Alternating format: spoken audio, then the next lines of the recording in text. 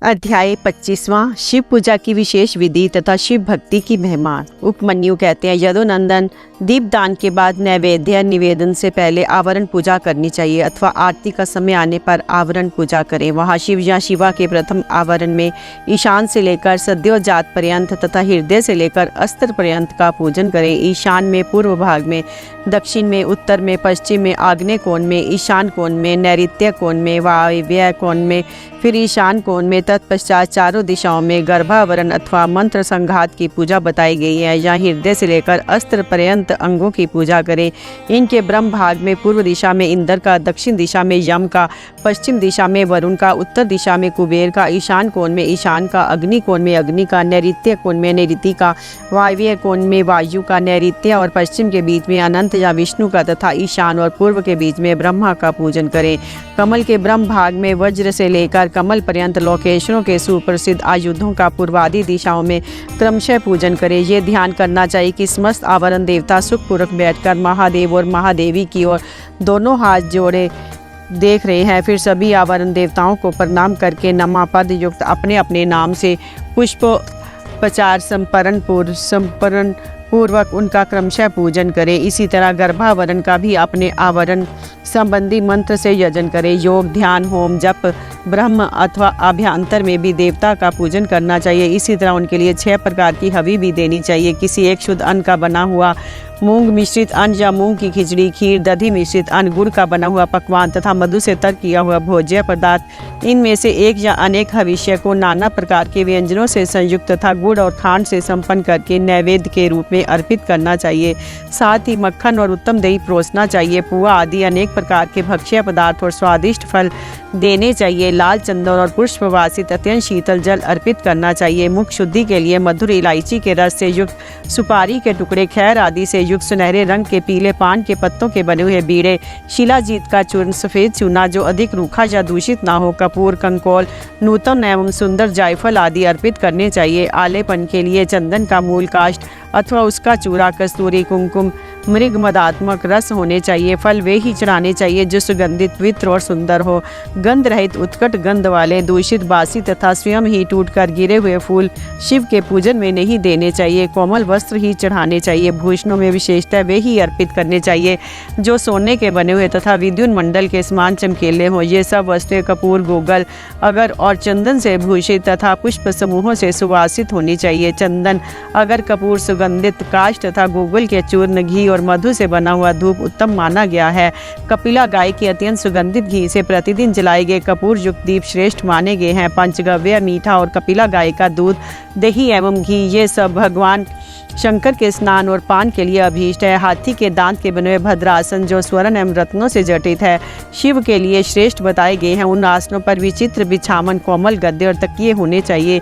इनके सिवा और भी बहुत सी छोटी बड़ी सुंदर एवं सुखद शैयाएं होनी चाहिए। समुद्र गामिनी, नदी एवं नद से लाया तथा कपड़े से छान कर रखा हुआ शीतल जल भगवान शंकर के स्नान और पान के लिए श्रेष्ठ कहा गया है। चंद्रमा के समान उज्ज्वल छत्र जो मोतियों की लड़ियों से सुशोभित, नवरत्न जटित, दिव्य एवं स्वर्ण में दंड से मनोहर और भगवान शिव की सेवा में अर्पित करने योग्य है। स्वर्ण भूषित 2 श्वेत चवर, 2 रत्न में दंडों से शोभायमान तथा 2 राजहंसों के समान आकार वाला हो, शिव की सेवा में देने योग्य है। सुंदर एवं स्निग्ध दर्पण जो दिव्य गंध से अनुलिप्त, सब ओर से रत्नों द्वारा आच्छादित तथा सुंदर हारों से विभूषित हो, भगवान शंकर को अर्पित करना चाहिए। उनके पूजन में हंस, कुंद एवं चंद्रमा के समान उज्ज्वल तथा गंभीर ध्वनि करने वाले शंख का उपयोग करना चाहिए जिसके मुख और पृष्ठ आदि भागों में रत्न एवं स्वर्ण जड़े गए हों। शंख के सिवा नाना प्रकार की ध्वनि करने वाले सुंदर काहल जो स्वर्ण निर्मित तथा मोतियों से अलंकृत हो बजाने चाहिए। इनके अतिरिक्त भेरी, मृदंग, मुरज, तिमिच और पटह आदि बाजे भी जो समुद्र की गर्जना के समान ध्वनि करने वाले हों यत्नपूर्वक जुटाकर रखने चाहिए। पूजा के सभी पात्र और भांड भी स्वर्ण के ही बनवाए। परमात्मा महेश्वर शिव का मंदिर राजमहल के समान बनवाना चाहिए जो शिल्प शास्त्र से बताए हुए लक्षणों से युक्त हो। वह ऊंची 4 दीवारी से घिरा हो, उसको गोपुर इतना ऊंचा हो कि पर्वताकार दिखाई दे, वह अनेक प्रकार के रत्नों से आच्छादित हो, उसके दरवाजे के फाटक सोने के बने हुए हों, उस मंदिर के मंडप में तपाए हुए सोने तथा रत्नों के सैकड़ों खंभे लगे हों, चंदोवे में मोतियों की लड़ियां लगी हुई हों, दरवाजे के फाटक में मूंगे जड़े गए हों, मंदिर का शिखर सोने के बने हुए दिव्य कलश आकार मुकुटों से अलंकृत एवं अस्त्र राज त्रिशूल से चिन्हित हो। न्यायोपार्जित द्रव्यों से भक्तिपूर्वक महादेव जी का पूजन करनी चाहिए। यदि कोई अन्याय अपार्जित द्रव्यों से भी भक्तिपूर्वक शिव की पूजा करता है, उसे कोई भी पाप नहीं लगता, क्योंकि भगवान भाव के वशीभूत हैं। न्याय अपार्जित धन से भी यदि कोई बिना भक्ति के पूजन करता है तो उसे उसका फल नहीं मिलता, क्योंकि पूजा की सफलता में भक्ति ही कारण है। भक्ति से अपने वैभव के अनुसार भगवान शिव के उद्देश्य से जो कुछ किया जाए, वह थोड़ा हो या बहुत, करने वाला धनी हो या दरिद्र, दोनों का समान फल है। जिसके पास बहुत थोड़ा धन है, वह मानव भी भक्ति भाव से प्रेरित होकर भगवान शिव का पूजन कर सकता है, किंतु महान वैभवशाली भी यदि भक्तिहीन है तो उसे शिव का पूजन नहीं करना चाहिए। शिव के प्रति भक्तिहीन पुरुष यदि अपना सर्वस्व भी दे डाले तो उससे वह शिव आराधना के फल का भागी नहीं होता, क्योंकि आराधना में भक्ति ही कारण है।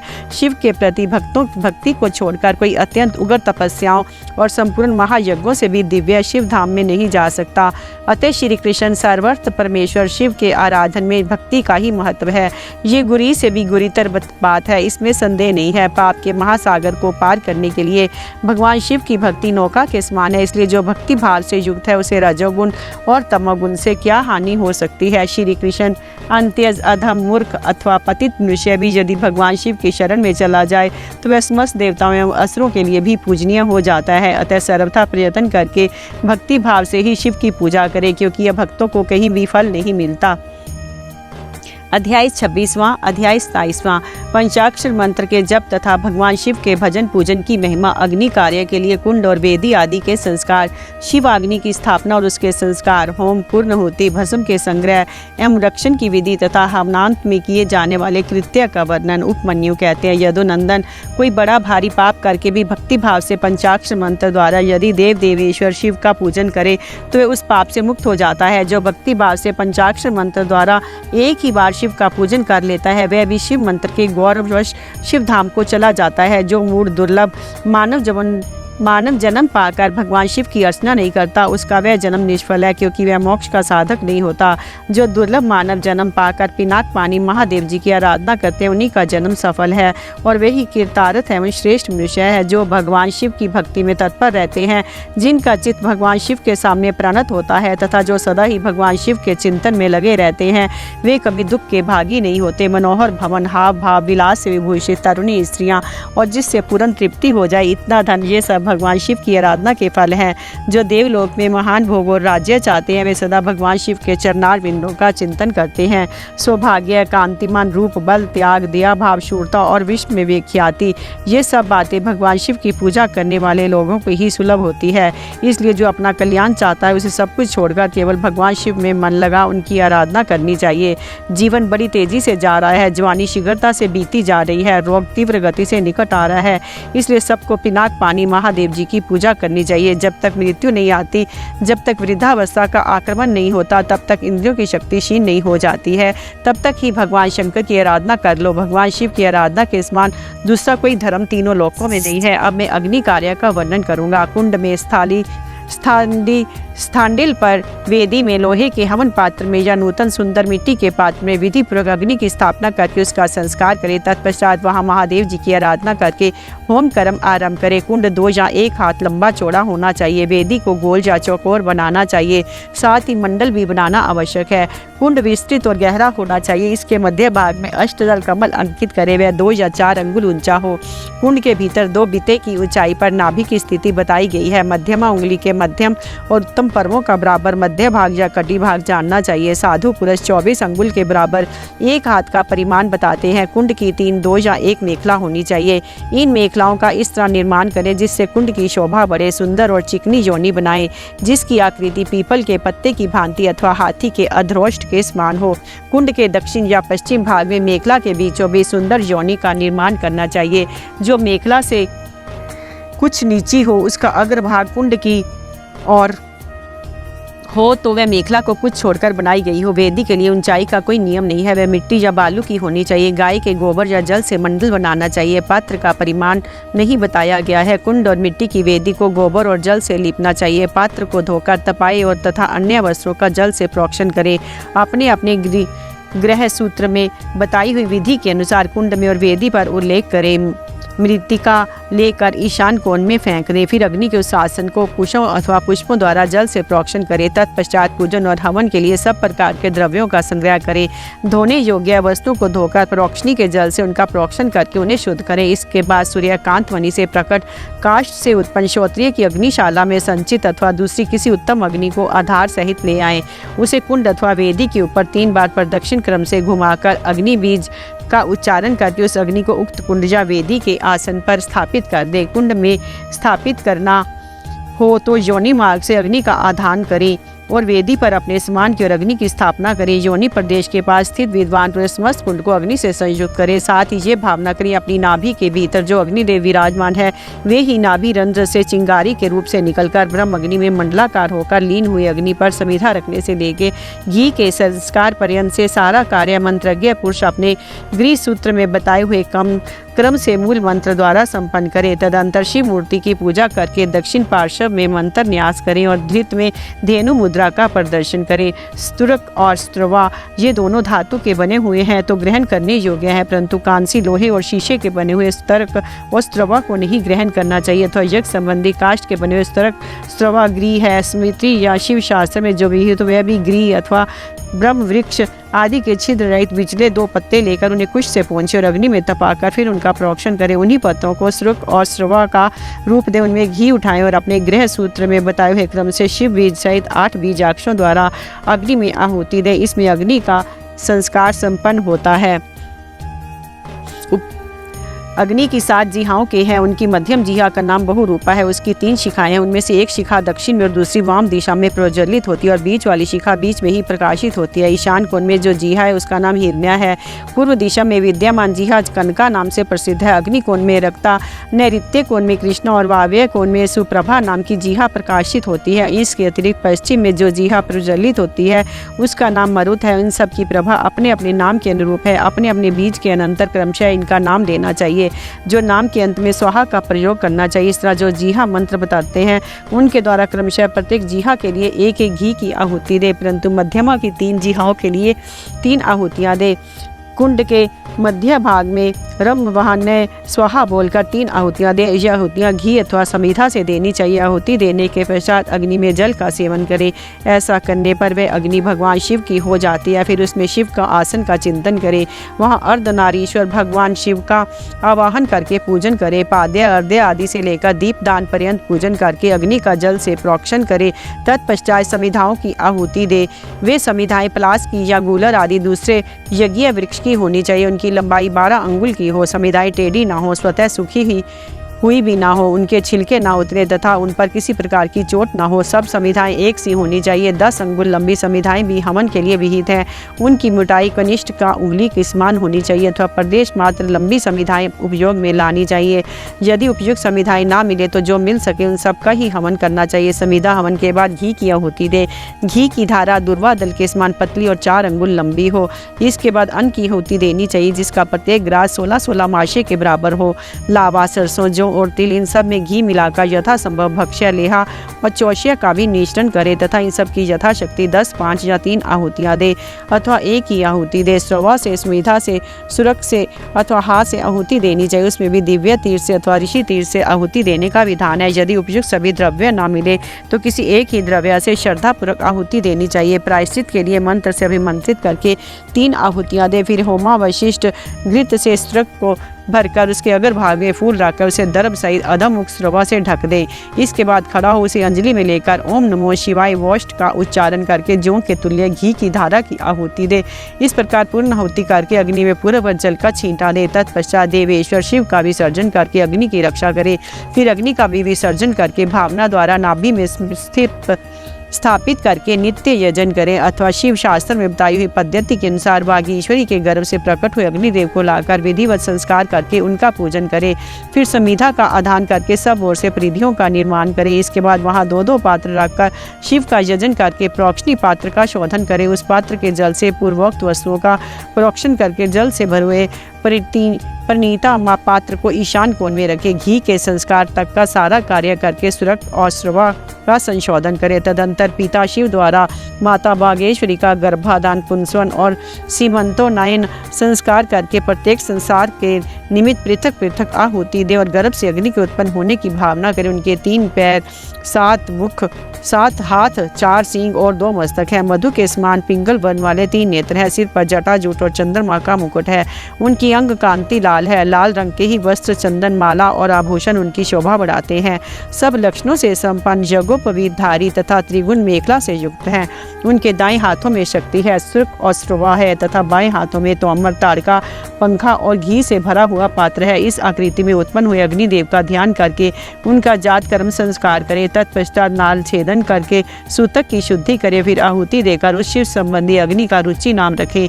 इसके बाद माता पिता का विसर्जन करके चूड़ा कर्म और अपनयन आदि से लेकर अब तो यार्म पर्यंत संस्कार करें। तत्पश्चात घृत धारा आदि का होम करके स्विष्टकृत होम करें। इसके बाद रम बीज का उच्चारण करके अग्नि पर जल का छींटा डालें। फिर ब्रह्मा, विष्णु, शिव, ईश, लोकेश्वर गण और उनके अस्त्रों का सब और क्रमशः पूजन करके धूप दीप आदि की सिद्धि के लिए अग्नि को अलग निकालकर कर्म विधि का ज्ञाता पुरुष पुनः घृत युक्त पूर्वोक्त होम द्रव्य तैयार करके अग्नि में आसन की कल्पना करें। उस पर पूर्ववत महादेव और महादेवी का आवाहन पूजन करके पूर्णाहुति पर्यंत सब कार्य संपन्न करें अथवा अपने आश्रम के लिए शास्त्र विहित अग्निहोत्र कर्म करके उसे भगवान शिव को समर्पित करें। शिव आश्रमी पुरुष इन सब बातों को समझकर होम कर्म करें। इसके लिए दूसरी कोई विधि नहीं है। शिवाग्नि का भस्म संग्रहणीय है।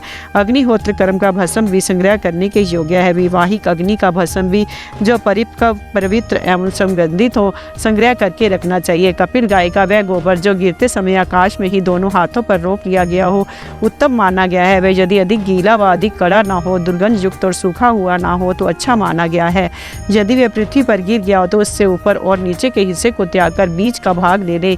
इस गोबर का पिंड बनाकर उसे शिव अग्नि आदि में मूल मंत्र के उच्चारण पूर्वक छोड़ दें। जब वह पक जाए तब उसे निकाल लें। उसमें जितना अध पका हो उसका और जो बहुत भाग अधिक पक गया हो उसको भी त्याग कर श्वेत भस्म ले लें और उसे घोट का चूर्ण बना दें।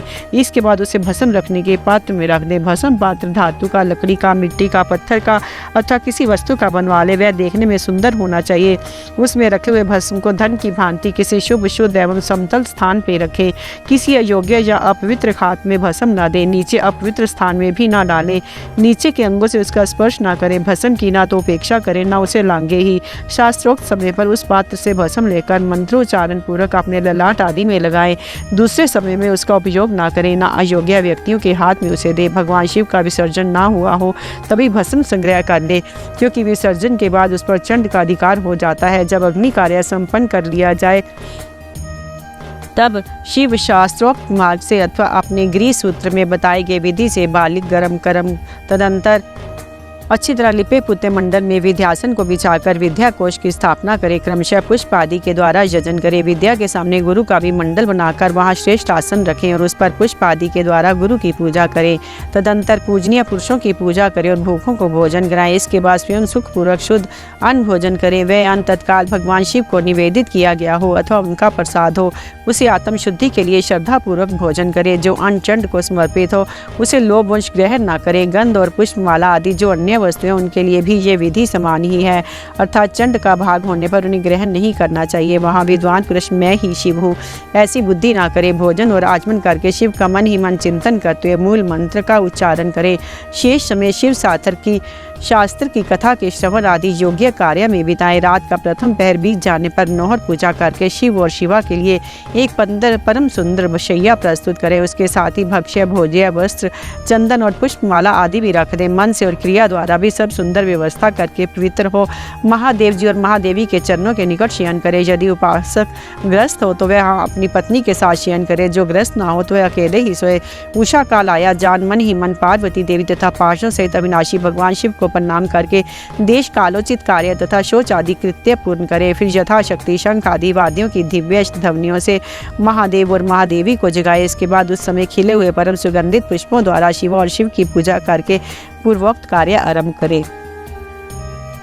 अध्याय 28वां। अध्याय 29वां। काम्य कर्मों के प्रसंग में शक्ति सहित पंचमुख महादेव की पूजा के विधान का वर्णन।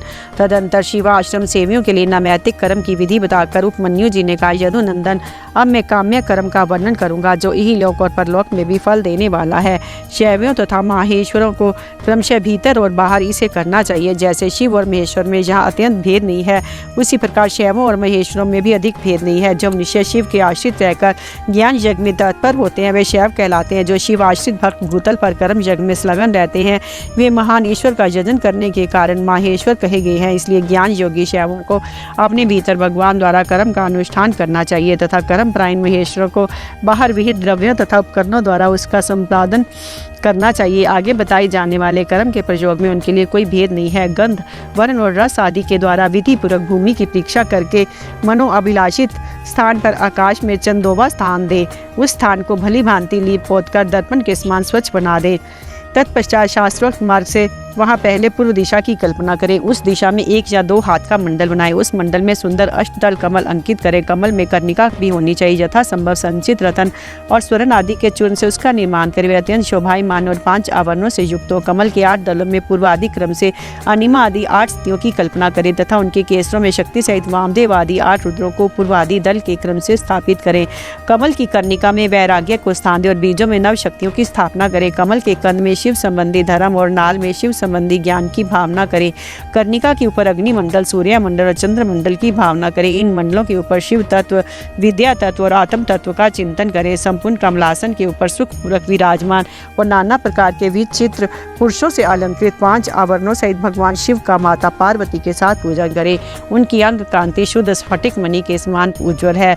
वे सतत प्रसन्न रहते हैं। उनकी प्रभा शीतल है। मस्तक पर विद्युत मंडल के समान चमकीली जटा रूप मुकुट उनकी शोभा बढ़ाता है। वे व्याघ्र चर्म धारण किए हुए हैं। उनके मुखारविंद पर कुछ कुछ मंद मुस्कान की छटा छा रही है। उनके हाथ की हथेलियां और पैरों के तलवे लाल कमल के समान अरुण प्रभा से उद्भासित हैं। वे भगवान शिव समस्त शुभ लक्षणों से संपन्न और सब प्रकार के आभूषणों से विभूषित हैं।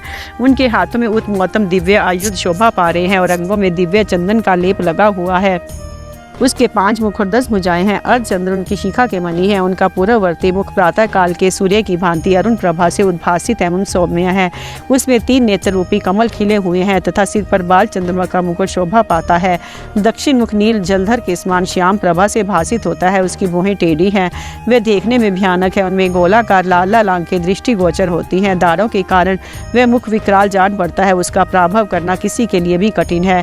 उसके अधर पल्लव फड़कते रहते हैं। उत्तरवर्ती मुख मूंगे की भांति लाल है। काले काले केश पाश उसकी शोभा बढ़ाते हैं। उसमें विभ्रम विलास से युक्त 3 नेत्र हैं। उसका मस्तक अर्धचंद्र में मुकुट से विभूषित है। भगवान शिव का पश्चिम मुख पूर्ण चंद्रमा के समान उज्ज्वल तथा 3 नेत्रों से प्रकाशमान है। उसका मस्तक चंद्रलेखा की शोभा धारण करता है। वह मुख देखने में सौम्य है और मंद मुस्कान की शोभा से उपासकों के मन को मोह लेता है। उनका 5वां मुख स्फटिक मणि के समान निर्मल चंद्रलेखा से समुज्वल अत्यंत सौम्य तथा 3 प्रफुल्ल नेत्र कमलों से प्रकाशमान है। भगवान शिव अपने दाहिने हाथों में शूल, परशु, वज्र, खड़ग और अग्नि धारण करके उन सब की प्रभा से प्रकाशित होते हैं तथा बाएं हाथों में नाग, बाण, घंटा, पाश तथा अंकुश उनकी शोभा बढ़ाते हैं। पैरों से लेकर घुटनों तक का भाग निर्वृत्ति कला से संबंध है। उससे ऊपर नाभि तक का भाग प्रतिष्ठा कला से, कंठ तक का भाग विद्या कला से, ललाट तक का भाग शांति कला से और उसके ऊपर का भाग शांति तिता कला से संयुक्त है। इस प्रकार वे पंचध्या धव व्यापी तथा साक्षात पंचकला में शरीरधारी है। ईशान मंत्र उनका मुकुट है। तत्पुरुष मंत्र उन प्रातन देव का मुख है। अघोर मंत्र हृदय है। वामदेव मंत्र उन महेश्वर का गुरी भाग है और सद्योजात मंत्र उनका युगल चरण है। उनकी मूर्ति 38 कला में ही है। परमेश्वर शिव का विग्रह मातृका मय, पंच ब्रह्म मय, प्रणव में तथा हंस शक्ति से संपन्न है। इच्छा शक्ति उनके अंक में आरूढ़ है। ज्ञान शक्ति दक्षिण भाग में है तथा क्रिया शक्ति वाम भाग में विराजमान है। वे त्रितत्व तत्वमय अर्थात आत्म तत्व, विद्या तत्व, शिव तत्व उनके स्वरूप है। वे सदाशिव साक्षात विद्या मूर्ति है। इस प्रकार उनका ध्यान करना चाहिए। मूल मंत्र से मूर्ति की कल्पना और सकलीकरण की क्रिया करके मूल मंत्र से यथोचित रीति से क्रमशः पाद्य आदि विशेष अर्ध पर्यंत पूजन करें। फिर पराशक्ति के साथ साक्षात मूर्तिमान शिव का पूर्वक मूर्ति में आवाहन करके सद व्यक्ति रहित परमेश्वर महादेव का गंध आदि पंचोपचारों से पूजन करें। 5 ब्रह्म मंत्रों से, 6 अंग मंत्रों से, मातृका मंत्र से, प्रणव से, शक्ति युक्त शिव मंत्र से, शांत तथा अन्य वेद मंत्रों से अथवा केवल शिव मंत्र से उन परम देव की पूजा करें। पाद्या से लेकर मुख शुद्धि पर्यंत पूजन संपन्न करके इष्ट देव का विसर्जन किए बिना ही क्रमशः 5 आवरणों की पूजा आरंभ करें। अध्याय 30वां आवरण पूजा की विस्तृत विधि तथा उक्त विधि से पूजन की महिमा का वर्णन। उपमन्यु कहते हैं, यदुनंदन पहले शिव और शिव के दाएं और बाएं भाग में क्रमशः गणेश और कार्तिकेय का गंध आदि 5 उपचारों द्वारा पूजन करें।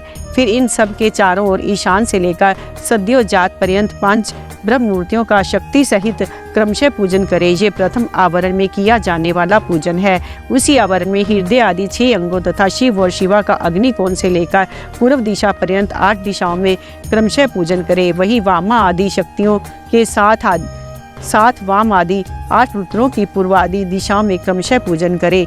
ये पूजन वैकल्पिक है। यदुनंदन, ये मैंने तुमसे प्रथम आवरण का वर्णन किया है। अब प्रेम पूर्वक दूसरे आवरण का वर्णन किया जाता है। श्रद्धा पूर्वक सुनो। पूर्व दिशा वाले दल में अनंत का और उनके वाम भाग में उनकी शक्ति का पूजन करें। दक्षिण दिशा वाले दल में शक्ति सहित सूक्ष्म देव की पूजा करें। पश्चिम दिशा के दल में शक्ति सहित शिवोत्तम का, उत्तर दिशा वाले दल में शक्ति युक्त एक नेत्र का, ईशान कोण वाले दल में एक रुद्र उनकी शक्ति का, अग्नि कोण वाले दल में त्रिमूर्ति और उनकी शक्ति का, नैऋत्य कोण के दल में श्रीकंठ और उनकी शक्ति का तथा वायव्य कोण वाले दल में शक्ति सहित शिखंडी का पूजन करें। समस्त चक्रवर्तियों को भी द्वितीय आवरण में ही पूजा करनी चाहिए। तृतीय आवरण में शक्तियों सहित अष्टमूर्तियों का पूर्वादि 8 दिशाओं में क्रमशः पूजन करें। भव, शर्व, ईशान, रुद्र, पशुपति, उग्र, भीम और महादेव, ये क्रमशः 8 मूर्तियां हैं। इसके बाद उसी आवरण में शक्तियों सहित महादेव आदि 11 मूर्तियों की पूजा करनी चाहिए। महादेव, शिव, रुद्र, शंकर, नील लोहित, ईशान, विजय, भीम, देवदेव, भवोद्भव तथा कर्पीदीश या कपालीश, ये 11 मूर्तियां हैं। इनमें से जो प्रथम 8 मूर्तियां हैं, इनको अग्निकोण वाले दल से लेकर पूर्व दिशा पर्यंत 8 दिशाओं में पूजन करना चाहिए। देवदेव को पूर्व दिशा के दल में स्थापित एवं पूजित करें।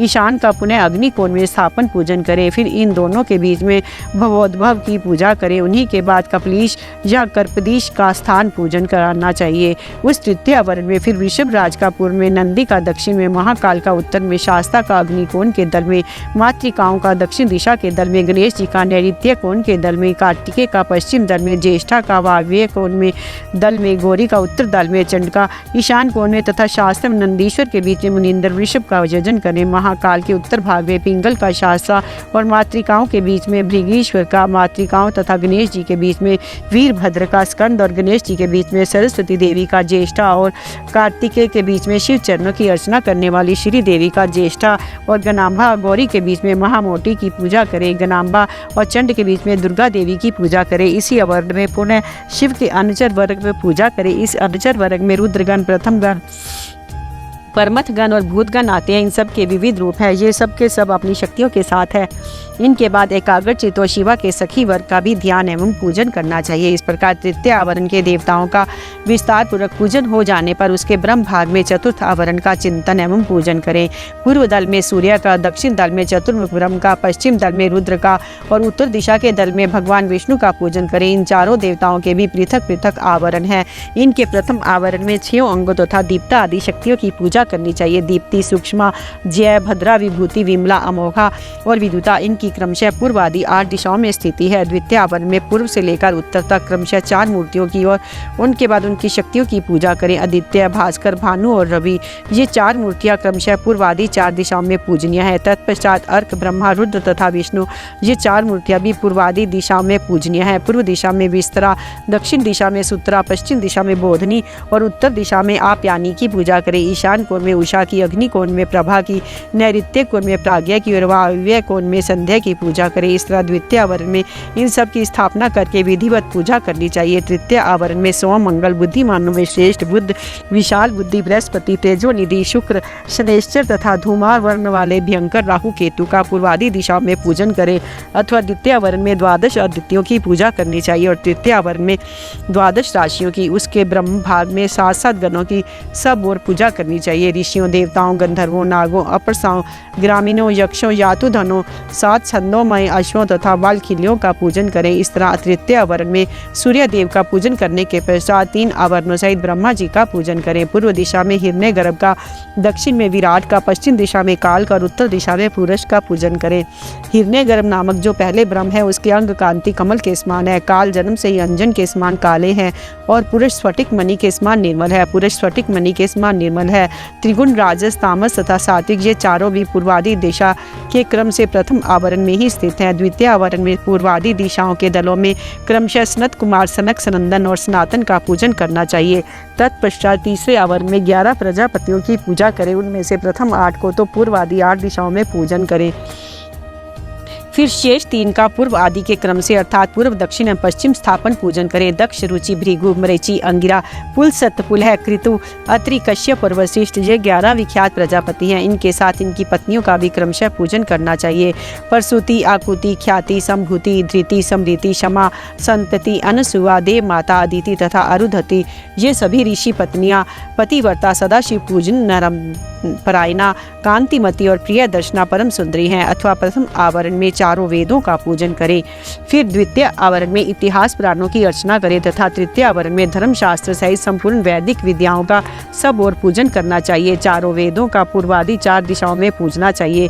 अन्य ग्रंथों को अपनी रुचि के अनुसार 8 या 4 भागों में बांटकर सब और उनकी पूजा करनी चाहिए। इस प्रकार दक्षिण में 3 आवरणों से युक्त ब्रह्मा जी की पूजा करके पश्चिम में आवरण सहित रुद्र का पूजन करें। ईशान आदि 5 ब्रह्म और हृदय आदि 6 अंगों को रुद्रदेव का प्रथम आवरण कहा गया है।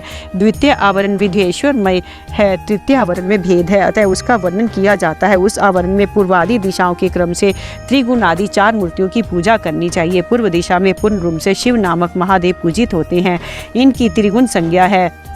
दक्षिण दिशा में राजस पुरुष के नाम से प्रसिद्ध सृष्टिकर्ता ब्रह्मा का पूजन किया जाता है। ये भव कहलाते हैं। पश्चिम दिशा में तामस पुरुष अग्नि की पूजा की जाती है। इन्हीं को सहंकारकारी कहा गया है। उत्तर दिशा में सात्विक पुरुष सुखदायक विष्णु का पूजन किया जाता है। यही विश्व पालक मृड है। इस प्रकार पश्चिम भाग में शंभु के शिव रूप को जो 25 तत्वों का साक्षी 26वां तत्व रूप है पूजन करके उत्तर दिशा में भगवान विष्णु का पूजन करना चाहिए। इनके प्रथम आवरण में वासुदेव को पूर्व में, अनिरुद्ध को दक्षिण में, प्रद्युम्न को पश्चिम में तथा संकर्षण को उत्तर में स्थापित करके इनकी पूजा करनी चाहिए। ये प्रथम आवरण बताया गया।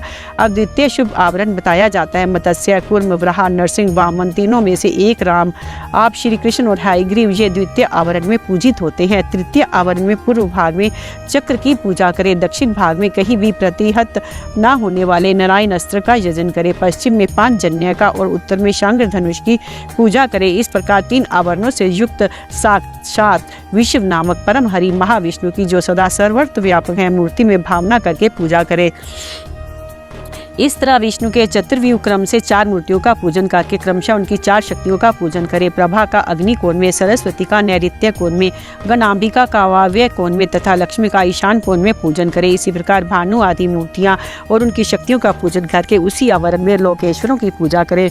उनके नाम इस प्रकार है: इंद्र, अग्नि, यम, निरीति, वरुण, वायु, सोम, कुबेर तथा ईशान। इस प्रकार चौथे आवरण की विधि पूर्वक पूजा संपन्न करके ब्रह्म भाग में महेश्वर के आयुधों की अर्चना करें। ईशान कोण में तेजस्वी त्रिशूल की, पूर्व दिशा में वज्र की, अग्नि कोण में परशु की, दक्षिण में बाण की, नैऋत्य कोण में खड्ग की, पश्चिम में पाश की, वायव्य कोण में अंकुश की और उत्तर दिशा में पिनाक की पूजा करें। तत्पश्चात पश्चिम अभिमुख रौद्र रूपधारी क्षेत्रपाल का अर्चन करें। इस तरह पंचम आवरण की पूजा का संपादन करके समस्त आवरण देवताओं के ब्रह्म भाग में अथवा 5वें आवरण में ही मातृकाओं सहित महावृषभ नंदिकेश्वर का पूर्व दिशा में पूजन करें। तदंतर समस्त देव योनियों की चारों ओर अर्चना करें। इसके सिवा जो आकाश में विचरने वाले ऋषि, सिद्ध, दैत्य, यक्ष, राक्षस, अनंत आदि नागराज, उन नागेश्वरों के कुल में उत्पन्न हुए अन्य नाग, डाकिनी, भूत, वेताल, प्रेत और भैरवों के नायक नाना योनियों में उत्पन्न हुए अन्य पातालवासी जीव, नदी, समुद्र, पर्वत, वन, सरोवर, पशु, पक्षी, वृक्ष, कीट आदि शूद्र योनि के जीव, मनुष्य, नाना प्रकार के आकार वाले मृग, शूद्र जंतु, ब्राह्मण के भीतर के लोग, कोटि कोटि ब्राह्मण, ब्राह्मण के बाहर के असंख्य भुवन, और उनके अधीश्वर तथा 10 दिशाओं में स्थित ब्रह्मांड के आधारभूत रुद्र है। और गुण जनित, माया जनित, शक्ति जनित तथा उससे भी परे जो कुछ शब्द वाच्य जड़ चेतनात्मक प्रपंच है, उन सबको शिवा और शिव के पार्श्व भाग में स्थित जानकर उनका सामान्य रूप से यजन करें। वे सब लोग हाथ जोड़कर मन मुस्कान युक्त मुख से सुशोभित होते हुए प्रेम पूर्वक महादेव और महादेवी का दर्शन कर रहे हैं, ऐसा चिंतन करना चाहिए। इस तरह आवरण पूजा संपन्न करके विक्षेप की शांति के लिए पुण्य देवेश्वर शिव की अर्चना करने के पश्चात पंचाक्षर मंत्र का जप करें। तदंतर शिव और पार्वती के सन्मुख उत्तम व्यंजनों से युक्त तथा अमृत के समान मधुर, शुद्ध एवं मनोहर महाचरु का नैवेद्य निवेदन करें। ये महाचरु 32 आढ़क का हो तो उत्तम है, कम से कम 1 आढ़क का हो तो निम्न श्रेणी का माना गया है। अपने वैभव के अनुसार जितना हो सके महाचरु तैयार करके उसे श्रद्धापूर्वक निवेदित करें। तदंतर जल और तांबूल, इलायची आदि निवेदन करके आरती उतारकर शेष पूजा समाप्त करें। याग के उपयोग में आने वाले द्रव्य, भोजन, वस्त्र आदि को उत्तम श्रेणी का ही तैयार करा कर दें।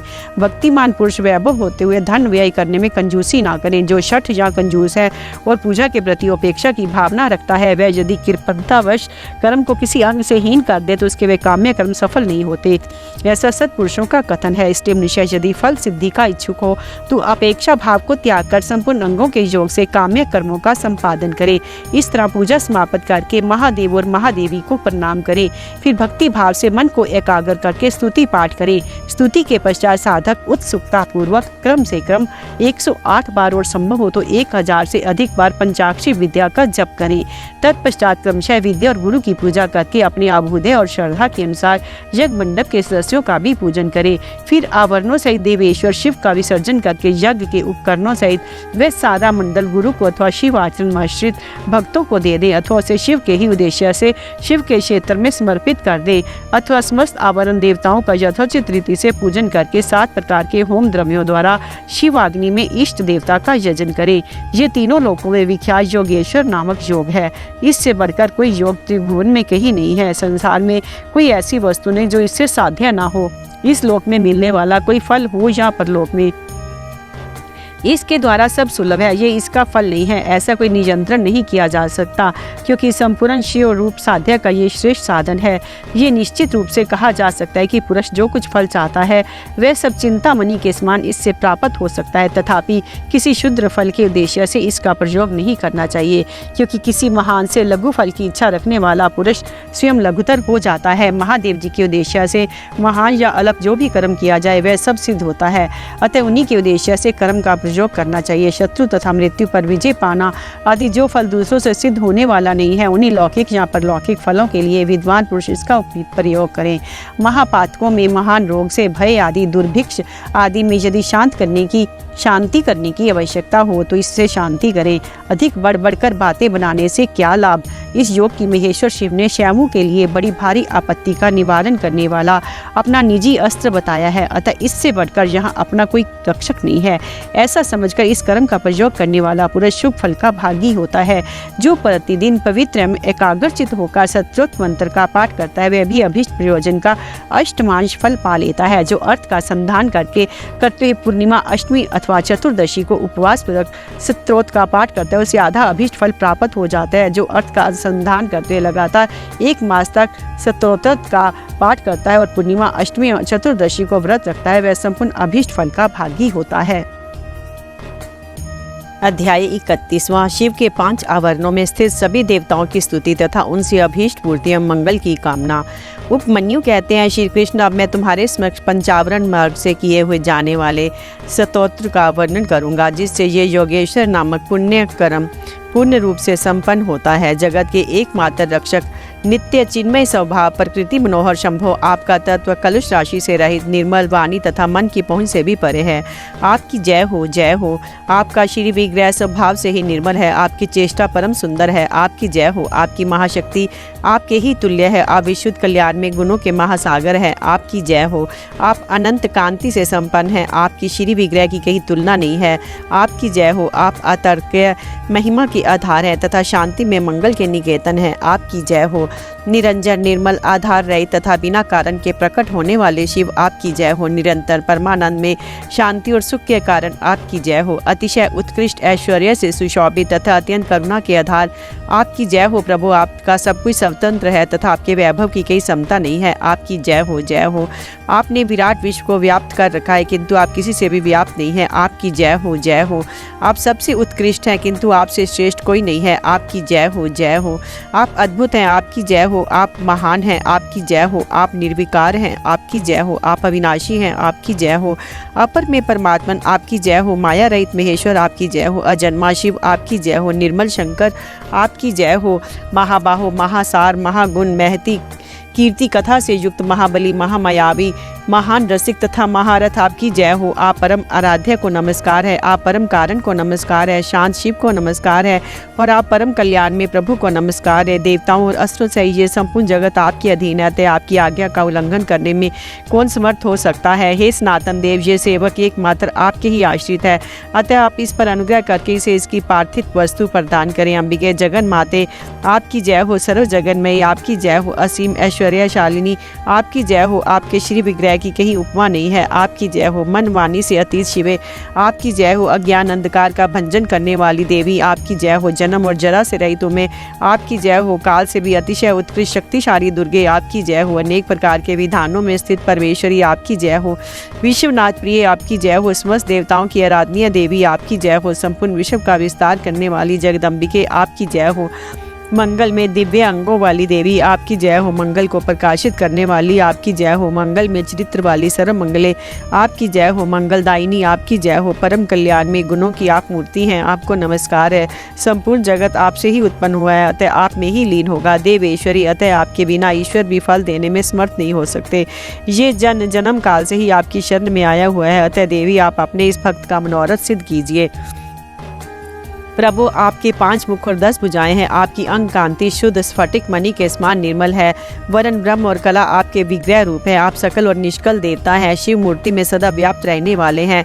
शांति अतीत पद में विराजमान सदाशिव आप ही हैं। मैंने भक्ति भाव से आपकी अर्चना की, आप मुझे प्रार्थित कल्याण प्रदान कर रहे हैं। सदाशिव के अंक में आरूढ़ इच्छा शक्ति स्वरूपा सर्वलोक जननी शिवा, मुझे मनोवांछित वस्तु प्रदान करें। शिव और पार्वती के प्रिय पुत्र, शिव के समान प्रभावशाली, सर्वज्ञ तथा शिव ज्ञान अमृत का पान करके तृप्त रहने वाले देवता गणेश और कार्तिकेय परस्पर स्नेह रखते हैं। शिवा और शिव दोनों में सत्कृत हैं तथा ब्रह्मा आदि देवता भी इन दोनों देवों का सर्वथा सत्कार करते हैं।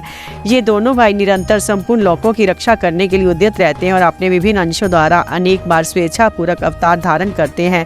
वे ही ये दोनों बंधु शिव और शिवा के पार्श्व भाग में मेरे द्वारा इस प्रकार पूजित हो। उन दोनों की आज्ञा ले प्रतिदिन मुझे पार्थिव वस्तु प्रदान करें, जो शुद्ध स्फटिक मणि के समान निर्मल ईशान नाम से प्रसिद्ध और सदा कल्याण स्वरूप है। परमात्मा शिव की मूर्धा अभिमानी मूर्ति है। शिव आर्चन में रत, शांत, शांत्यतीत कला में प्रतिष्ठित, आकाश मंडल में स्थित शिव पंचाक्षर का अंतिम बीज स्वरूप 5 कलाओं से युक्त और प्रथम आवरण में सबसे पहले शक्ति के साथ पूजित है। वह पवित्र पारब्रह्म मुझे अभीष्ट वस्तु प्रदान करें, जो प्रातः काल के सूर्य की भांति अरुण प्रभा से युक्त पुरातन तत्पुरुष नाम से विख्यात परमेश्वरी शिव के पूर्ववर्ती मुख का अभिमानी शांति कला स्वरूप या शांति कला में प्रतिष्ठित वायुमंडल में स्थित शिव आचरण परायण शिव के बीजों में प्रथम और 4 कलाओं से युक्त है। मैंने पूर्व दिशा में भक्ति भाव से शक्ति से जिसका पूजन किया है, वह पवित्र पारब्रह्म शिव मेरी प्रार्थना सफल करे, जो अंजन आदि के समान श्याम घोर शरीर वाला एवं अघोर नाम से प्रसिद्ध है। महादेव जी के दक्षिण मुख का अभिमानी तथा देवादि देव शिव के चरणों का पूजक है। विद्या कला पर आरूढ़ और अग्निमंडल के मध्य विराजमान है। शिव भुजों में द्वितीय तथा कलाओं में अष्टाकला युक्त एवं भगवान शिव के दक्षिण भाग में शक्ति के साथ पूजित है। वे पवित्र पारब्रह्म मुझे मेरे अभीष्ट वस्तु प्रदान करे, जो कुमकुम चूर्ण अथवा केसर युक्त चंदन के समान रक्त पीत वर्ण वाला सुंदर वेशधारी और वामदेव नाम से प्रसिद्ध है। भगवान शिव के उत्तरवर्ती मुख का अभिमानी है। प्रतिष्ठा कला में प्रतिष्ठित है। जल के मंडल में विराजमान तथा महादेव जी की अर्चना में तत्पर है। शिव बीजों में चतुर तथा 13 कलाओं से युक्त है और महादेव जी के उत्तर भाग में शक्ति के साथ पूजित हुआ है। वे पवित्र पारब्रह्म मेरी प्रार्थना पूर्ण करें, जो शंख, कुंद और चंद्रमा के समान धवल, सौम्य तथा सद्योजात नाम से विख्यात है। भगवान शिव के पश्चिम मुख का अभिमानी एवं शिव चरणों की अर्चना में रत है। निवृत्ति कला में प्रतिष्ठित तथा पृथ्वी मंडल में स्थित है। शिव बीजों में तृतीय 8 कलाओं से युक्त तथा महादेव जी के पश्चिम भाग में शक्ति के साथ पूजित हुआ है। पवित्र पारब्रह्म मुझे मेरी पार्थिव वस्तु दें। शिव और शिवा की हृदय रूपी मूर्तियाँ शिव भाव से भावित हो उन्हीं दोनों की आज्ञा शिरोधार्य करके मेरा मनोरथ पूर्ण करें। शिव और शिवा की शिखा रूप मूर्तियाँ शिव के ही आश्रित रहकर उन दोनों की आज्ञा का आदर करके मुझे मेरी अभीष्ट वस्तु प्रदान करें। शिव और शिवा की कवच रूपा मूर्तियाँ शिव भाव से भावित हो शिव पार्वती की आज्ञा का सत्कार करके मेरी कामना सफल करें। शिव और शिवा की नेत्र रूपा मूर्तियाँ शिव के आश्रित रह उन्हीं दोनों की आज्ञा शिरोधार्य करके मुझे मेरा मनोरथ प्रदान करें। शिव और शिवा की अस्त्र रूपा मूर्तियाँ नित्य उन्हीं दोनों के अर्चन में तत्पर रह उनकी आज्ञा का सत्कार करती मुझे मेरी अभीष्ट वस्तु प्रदान करें। वाम, ज्येष्ठ, रुद्र, काल विकरण, बल प्रमथन तथा सर्वभूत दमन, ये 8 शिव मूर्तियाँ तथा इनकी वैसी ही 8 शक्तियाँ वामा, ज्येष्ठा, रुद्राणी, काली विकरणी, बल प्रमथनी, सर्वभूत दमनी, ये सब शिव और शिवा के ही शासन से मुझे पार्थिव वस्तु प्रदान करें। अनंत सूक्ष्म शिव, एक नेत्र, एक रुद्र, त्रिमूर्ति, श्रीकंठ और शिखंडी, ये 8 विधेश्वर तथा इनकी वैसी ही 8 शक्तियाँ अनंता, सूक्ष्मा, शिवा, एक नेत्रा, एक रुद्रा, त्रिमूर्ति, श्रीकंठी और शिखंडनी, जिनकी द्वितीय आवरण में पूजा हुई है, शिव और शिव के ही शासन में मेरी मनोकामना पूर्ण करें। भव आदि 8 मूर्तियाँ, उनकी शक्तियाँ तथा शक्तियों सहित महादेव आदि 11 मूर्तियाँ, जिनकी स्थिति तीसरे आवरण में है, शिव और पार्वती की आज्ञा शिरोधार्य करके मुझे अभीष्ट फल प्रदान करें। जो वृषभों के राजा, महातेजस्वी, महान मेघ के समान शब्द करने वाले, मेरु, मंदराचल, कैलाश और हिमालय के शिखर की भांति ऊंचे एवं उज्ज्वल वर्ण वाले हैं। श्वेत बादलों के शिखर की भांति ऊंचे कुकुट से शोभित है। महानागराज के शरीर की भांति पूंछ जिनकी शोभा बढ़ाती है, जिनका मुख, सींग और पैर भी लाल हैं, नेत्र भी प्रायः लाल ही हैं, जिनके सारे अंग मोटे और उन्नत हैं, जो अपनी मनोहर चाल से बड़ी शोभा पाते हैं, जिनमें उत्तम लक्षण विद्यमान है, जो चमचमाते मणि में आभूषणों से विभूषित हो अत्यंत दीप्तिमान दिखाई देते हैं, जो भगवान शिव को प्रिय और शिव में ही अनुरक्त रहते हैं। शिव और शिवादि उन दोनों को ही जो ध्वज और वाहन है तथा उनके चरणों के स्पर्श से जिनका पृष्ठ भाग परम पवित्र हो गया है, जो गौओं के राजपुरुष हैं, वे श्रेष्ठ और चमकीला त्रिशूल धारण करने वाले नंदीकेश्वर ऋषभ शिव और शिवा की आज्ञा शिरोधार्य करके मुझे अभीष्ट वस्तु प्रदान करें।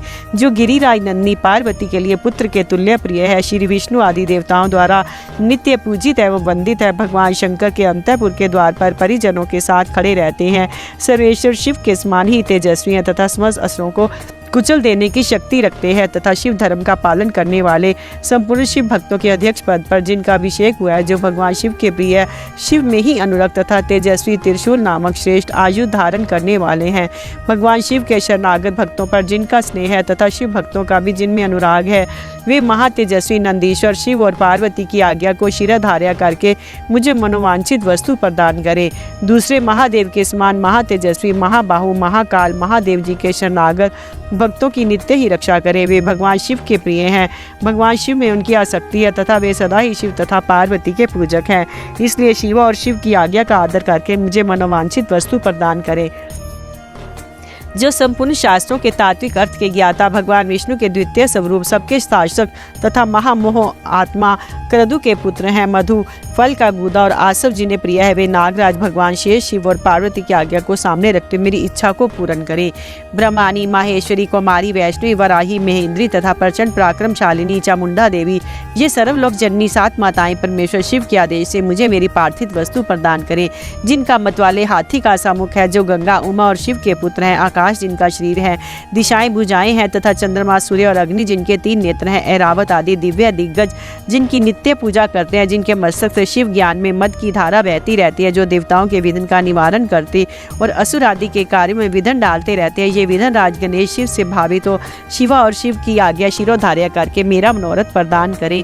जिनके 6 मुख हैं, भगवान शिव से जिनकी उत्पत्ति हुई है, जो शक्ति और वज्र धारण करने वाले प्रभु हैं, अग्नि के पुत्र तथा अपर्णा शिवा के बालक हैं, गंगा, गणाम्बा तथा कृतिकाओं के भी पुत्र हैं, विशाख, शाख और नैग में इन तीनों भाइयों से जो सदा घिरे रहते हैं, जो इंद्र विजयी, इंद्र के सेनापति तथा तारकासुर को परास्त करने वाले हैं, जिन्होंने अपनी शक्ति से मेरु आदि पर्वतों को छेद डाला है, जिनकी अंग कांति तपाई हुई स्वर्ण के समान है, नेत्र प्रफुल्ल कमल के समान सुंदर है, कुमार नाम से जिनकी प्रसिद्धि है, जो सुकुमारों के रूप के सबसे बड़े उदाहरण है, शिव के प्रिय, शिव में अनुरक्त तथा शिव चरणों की नित्य अर्चना करने वाले हैं, स्कंद शिव और शिवा की आज्ञा शिरोधार्य करके मुझे मनोवांछित वस्तु दें। सर्वश्रेष्ठ और वरदायिनी ज्येष्ठा देवी, जो सदा भगवान शिव और पार्वती के पूजन में लगी रहते हैं, उन दोनों की आज्ञा मानकर मुझे मनोवांछित वस्तु प्रदान करें। त्रैलोक्य वंदिता, साक्षात उल्का लुकाठी जैसी आकृति वाली गणाम्बिका जो जगत की सृष्टि बढ़ाने के लिए ब्रह्मा जी के प्रार्थना करने पर शिव के शरीर से पृथक हुई है। शिवा के दोनों भुवों के बीच से निकली थी, जो दक्षिणायनी, सती, मैना तथा हिमवान कुमारी उमा आदि के रूप में प्रसिद्ध है। कौशिकी, भद्रकाली, अर्पणा और पाटला की जननी है। नित्य शिव आचरण में तत्पर रहती एवं रुद्र वल्लभा रुद्राणी कहलाती है। वे शिव और शिवा की आज्ञा शिरोधार्य करके मुझे मनोवांछित वस्तु दे। समस्त शिवगणों के स्वामी चंड जो भगवान शंकर के मुख से प्रकट हुए हैं, जो शिवा और शिव की आज्ञा का आदर करके मुझे अभीष्ट वस्तु प्रदान करे। भगवान शिव में आसक्त और शिव के प्रिय गणपाल श्रीमान पिंगल शिव और शिवा की आज्ञा से ही मेरी मनोकामना पूर्ण करे। शिव की आराधना में तत्पर रहने वाले भृंगीश्वर नामक गणपाल अपने स्वामी की आज्ञा ले मुझे मनोवांछित वस्तु प्रदान करे। हिम, कुंद और चंद्रमा के समान उज्ज्वल भद्रकाली के प्रिय सदा ही मातृगणों की रक्षा करने वाले दूरात्मा दक्ष और उसके यज्ञ का सिर काटने वाले उपेंद्र, इंद्र और यम आदि देवताओं के अंगों में घाव कर देने वाले शिव के अनुचर तथा शिव की आज्ञा के पालक महातेजस्वी श्रीमान वीरभद्र शिव और शिवा के आदेश से ही मुझे मेरी मन चाही वस्तु दे दे। महेश्वर के मुख कमल से प्रकट हुई तथा शिव पार्वती के पूजन में आसक्त रहने वाली वे सरस्वती देवी मुझे मनोवांछित वस्तु प्रदान करें। भगवान विष्णु के वक्षस्थल में विराजमान लक्ष्मी देवी जो सदा शिव और शिवा के पूजन में लगी रहती है, उन शिव दंपति के आदेश से ही मेरी अभिलाषा पूर्ण करे। महादेवी पार्वती के पाद पद्यों की पूजा में प्रायण महामोटी उन्हीं की आज्ञा से मेरी मन चाही वस्तु मुझे दे। पार्वती की सबसे श्रेष्ठ पुत्री सिंहवानी कौशिकी, भगवान विष्णु की योग निद्रा महामाया, महामहिषमर्दनी महालक्ष्मी तथा मधु और फलों के गुदे तथा रस को प्रेम पूर्वक भोग लगाने वाले निशुंभ शुंभ संहारिणी महासरस्वती माता पार्वती की आज्ञा से मुझे मनोवांछित वस्तु प्रदान करें। रुद्रदेव के समान तेजस्वी रुद्रगण, प्रख्यात पराक्रमी प्रमथगण तथा महादेव जी के समान तेजस्वी महाबली भूतगण जो नित्य मुक्त उपमा रहित निर्द्वंद उपद्रव शून्य शक्तियों और अनुचरों के साथ रहने वाले सर्वलोक वंदे समस्त लोकों की सृष्टि और संहार में समर्थ परस्पर एक दूसरे के अनुरक्त और भक्त आपस में अत्यंत स्नेह रखने वाले एक दूसरे को नमस्कार करने वाले शिव के नित्य प्रियतम शिव के ही चिन्हों से लक्षित सौम्य घोर अभय भावयुक्त दोनों के बीच में रहने वाले द्विरूप क्रूप स्वरूप और नाना रूपधारी हैं। वे शिव और शिवा की आज्ञा का सत्कार करते हुए मेरा मनोरथ सिद्ध करें। देवी की प्रिय सखियों का समुदाय जो देवी के लक्षणों से लक्षित है और भगवान शिव के तीसरे आवरण में रुद्र कन्याओं तथा अनेक शक्तियों सहित नित्य भक्ति भाव से पूजित हुआ है, वह शिव पार्वती की आज्ञा का सत्कार करके मुझे मंगल प्रदान करे। भगवान सूर्य महेश्वर की मूर्ति है, उनका सुंदर मंडल दीप्तिमान है। वे निर्गुण होते हुए भी कल्याण में गुणों से युक्त है, केवल सद्गुण रूप है, निर्विकार, सबके आदि कारण एकमात्र है। ये सामान्य जगत उन्हीं की सृष्टि है। सृष्टि पालन और संहार के क्रम से उनके कर्म असाधारण है, इसलिए वे 3, 4, 5 रूपों में विभक्त है। भगवान शिव के चौथे आवरण में अनुचरों सहित उनकी पूजा हुई है। वे शिव के प्रिय, शिव में ही आसक्त तथा शिव के चरणार बिंदों की अर्चना में तत्पर है। ऐसे सूर्यदेव शिवा और शिव की आज्ञा का सत्कार करके मुझे मंगल प्रदान करे। सूर्यदेव से संबंध रखने वाले 6 अंग, उनकी दीप्ता आदि 8 शक्तियां आदित्य, भास्कर, भानु, रवि, अर्क, ब्रह्मा, रुद्र तथा विष्णु, ये 8 आदित्य मूर्तियां और उनकी विस्त्रा, सूत्रा, बोधनी, आप्यायनी तथा उनके अतिरिक्त उषा, प्रभा, प्राज्ञा और संध्या, ये शक्तियां चंद्रमा से लेकर केतु पर्यंत शिव भावित ग्रह, 12 आदित्य, उनकी 12 शक्तियां तथा ऋषि देवता, गंधर्व, नाग, अप्सराओं के समूह, ग्रामनी, यक्ष, राक्षस, ये 7 संख्या वाले गण, 7 छंदों में अश्व, बाल, खिल्ले आदि मुनि, ये सबके सब भगवान शिव के चरणार बिंदों की अर्चना करने वाले हैं। ये लोग शिव और पार्वती की आज्ञा का आदर करते मुझे मंगल प्रदान करे। ब्रह्मा जी देवादिदेव महादेव जी की मूर्ति हैं, भूमंडल के अधिपति हैं, 64 गुणों के ऐश्वर्य से युक्त हैं, बुद्धि तत्व में प्रतिष्ठित है। वे निर्गुण होते हुए भी अनेक कल्याण में गुणों से संपन्न है, सद्गुण समूह रूप है, निर्विकार देवता है, उनके सामने दूसरे सब लोग साधारण है। सृष्टि पालन और संहार के क्रम से उनके सब कर्म असाधारण है। इस तरह वे 3, 4 एवं 5 आवरणों या स्वरूपों में विभक्त है। भगवान शिव के चौथे आवरण में अनुचरों सहित उनकी पूजा हुई है। वे शिव के प्रिय, शिव में ही आसक्त तथा शिव के चरणार बिंदों की अर्चना में तत्पर है। ऐसे ब्रह्मदेव शिवा और शिव की आज्ञा का सत्कार करके मुझे मंगल प्रदान करे। हिरण्य गर्भ, लोकेश, विराट, काल पुरुष, सनत कुमार, सनक, सनंदन, सनातन, दक्ष आदि ब्रह्मपुत्र, 11 प्रजापति और उनकी पत्नियां, धर्म तथा संकल्प, ये सबके सब शिव की अर्चना में तत्पर रहने वाले और शिव भक्ति प्रायण है। अतः शिव की आज्ञा के अधीन हो मुझे मंगल प्रदान करे। 4 वेद, इतिहास, पुराण, धर्मशास्त्र और वैदिक विद्याएं, ये सबके सब एकमात्र शिव के स्वरूप का प्रतिपादन करने वाले हैं। अतः इनका तात्पर्य एक दूसरे के विरुद्ध नहीं है। ये सब शिव और शिवा की आज्ञा शिरोधार्य करके मेरा मंगल करें। महादेव रुद्र शंभु की सबसे घृष्ट मूर्ति है। ये अग्निमंडल के अधीश्वर है, समस्त पुरुषार्थों और ऐश्वर्यों से संपन्न है, सर्वसमर्थ है। इनके शिव तत्व का अभिमान जागृत है। ये निर्गुण होते हुए भी त्रिगुण रूप है। केवल सात्विक, राजस और तामस भी है। ये पहले से ही निर्विकार है। सब कुछ इन्हीं की सृष्टि है। सृष्टि पालन और संहार करने के कारण इनका कर्म असाधारण माना जाता है। ये ब्रह्मा जी के भी मस्तक का छेदन करने वाले हैं। ब्रह्मा जी के पिता और पुत्र भी हैं। इस तरह विष्णु के भी जनक और पुत्र हैं तथा उन्हें नियंत्रण में रखने वाले हैं। ये उन दोनों ब्रह्मा और विष्णु को ज्ञान देने वाले तथा नित्य उन पर अनुग्रह रखने वाले हैं। ये प्रभु ब्रह्मांड के भीतर और बाहर भी व्याप्त हैं तथा इही लोक और परलोक दोनों लोकों के अधिपति रुद्र हैं। ये शिव के प्रिय, शिव में ही आसक्त तथा शिव के चरणार बिंदों की अर्चना में तत्पर हैं। अतः शिव की आज्ञा को सामने रखते हुए मेरा मंगल करें। भगवान शंकर के स्वरूपभूत ईशान आदि ब्रह्मा, हृदय आदि 6 अंग, 8 विधेश्वर, शिव आदि 4 मूर्ति भेद, शिव भव हर मूर मृड, ये सब के सब शिव के पूजक हैं। ये लोग शिव की आज्ञा को शिरोधार्य करके मुझे मंगल प्रदान करें। भगवान विष्णु महेश्वर शिव के ही उत्कृष्ट स्वरूप हैं। वे जल तत्व के अधिपति और साक्षात अव्यक्त पद पर प्रतिष्ठित हैं। प्राकृत गुणों से रहित है। उनमें दिव्य सत्व गुण की प्रधानता है तथा वे विशुद्ध गुण स्वरूप है। उनमें निर्विकार रूपता का अभिमान है। साधारणतः तीनों लोकों में उनकी कृति है। सृष्टि पालन आदि करने के कारण उनके कर्म असाधारण है। वे रुद्र के दक्षिणांग से प्रकट हुए स्वयंभू के साथ एक समय स्पर्धा कर चुके हैं। साक्षात आदि ब्रह्म द्वारा उत्पादित होकर भी वे उनके भी उत्पादक हैं। ब्रह्मांड के भीतर और बाहर व्याप्त हैं, इसलिए विष्णु कहलाते हैं। दोनों लोकों के अधिपति हैं। असुरों का अंत करने वाले, चक्रधारी तथा इंद्र के भी छोटे भाई हैं। 10 अवतार विग्रहों के रूप में यहाँ प्रकट हुए हैं। भृगु के शाप के बहाने पृथ्वी का भार उतारने के लिए उन्होंने स्वेच्छा से इस भूतल पर अवतार लिया है। उनका बल अपरमेय है। वे मायावी हैं और अपनी माया द्वारा जगत को मोहित करते हैं। उन्होंने महाविष्णु आदि सदा विष्णु का रूप धारण करके त्रिमूर्ति में आसन पर वैष्णवों द्वारा नित्य पूजा प्राप्त की है। वे शिव के प्रिय, शिव में ही आसक्त तथा शिव के चरणों की अर्चना में तत्पर हैं। वे शिव की आज्ञा शिरोधार्य करके मुझे मंगल प्रदान करें। वासुदेव, अनिरुद्ध, प्रद्युम्न तथा संकर्षण ये हरि की 4 विख्यात मूर्तियां हैं।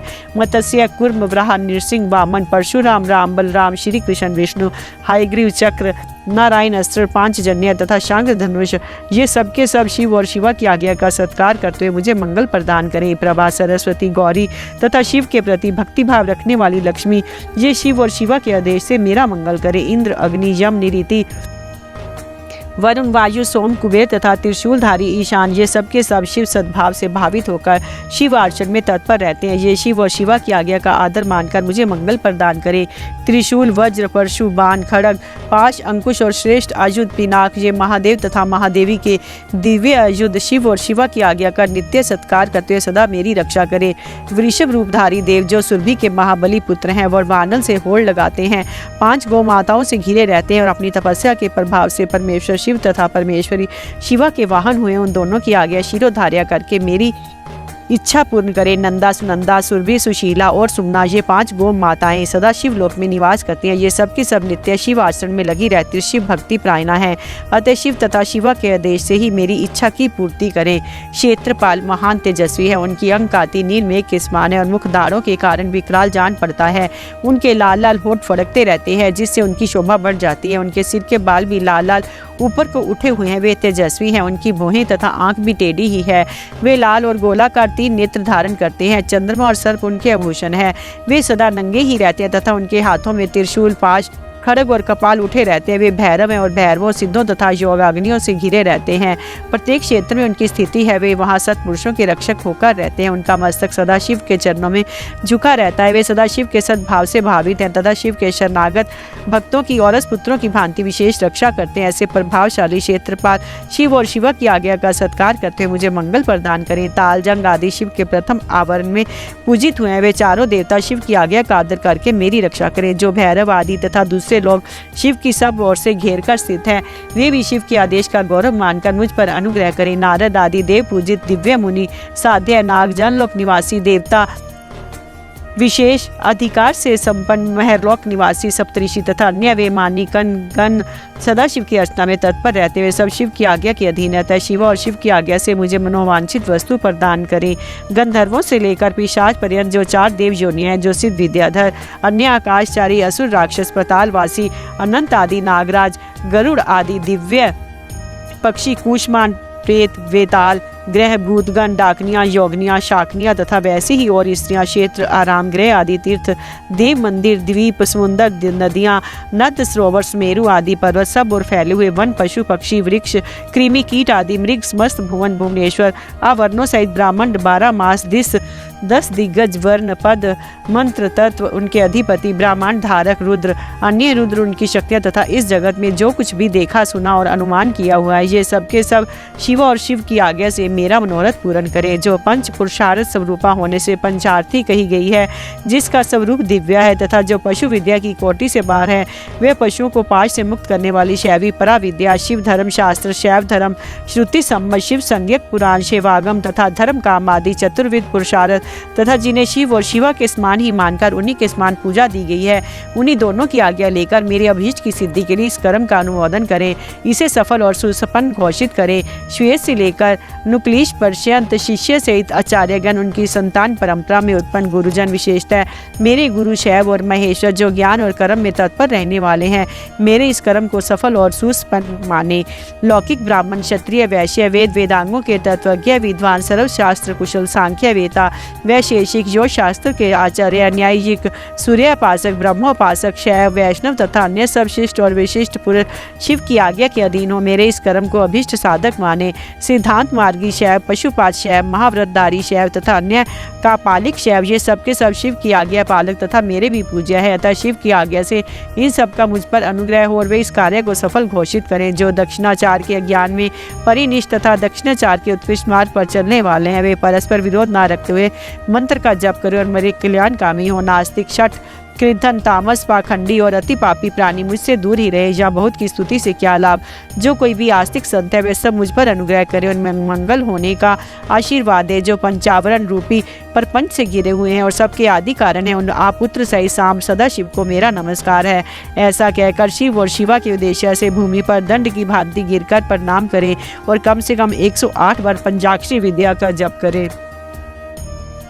इस प्रकार शक्ति विद्या का जप करके उसका समर्पण करें और महादेव जी से क्षमा मांगकर शेष पूजा की समाप्ति करें। ये परम पुण्य में सत्रोत शिव और शिवा के हृदय को अत्यंत प्रिय है, संपूर्ण मनोरथों को देने वाला है, भोग तथा मोक्ष का एकमात्र साक्षात साधन है। जो एकाग्र चित्त प्रतिदिन इसका कीर्तन अथवा श्रवण करता है, वे सारे पापों को शीघ्र ही धो भाकर भगवान शिव का सायुज्य प्राप्त कर लेता है। जो गो हत्यारा, कृद्धन, वीरघाती, गर्भस्थ शिशु की हत्या करने वाला, शरणागत का वध करने वाला, मित्र के प्रति विश्वासघाती है, दुराचार और पापाचार में ही लगा रहता है तथा माता और पिता का भी घातक है, वह भी इस सत्रोत के जप से तत्काल पाप मुक्त हो जाता है। दुःस्वप्न आदि महान अनर्थ सूचक भयों के उपस्थित होने पर यदि मनुष्य इस सत्रोत का कीर्तन करे तो कदापि अनर्थ का भागी नहीं हो सकता। आयु, आरोग्य, ऐश्वर्य तथा और जो भी मनोवांछित वस्तु है, उन सबको इस सत्रोत के जप से संलग्न रहने वाला पुरुष प्राप्त कर लेता है। शिव की पूर्वक पूजा न करके केवल सत्रोत का पाठ करने से जो फल मिलता है उसको यहाँ बताया गया है, परंतु शिव की पूजा करके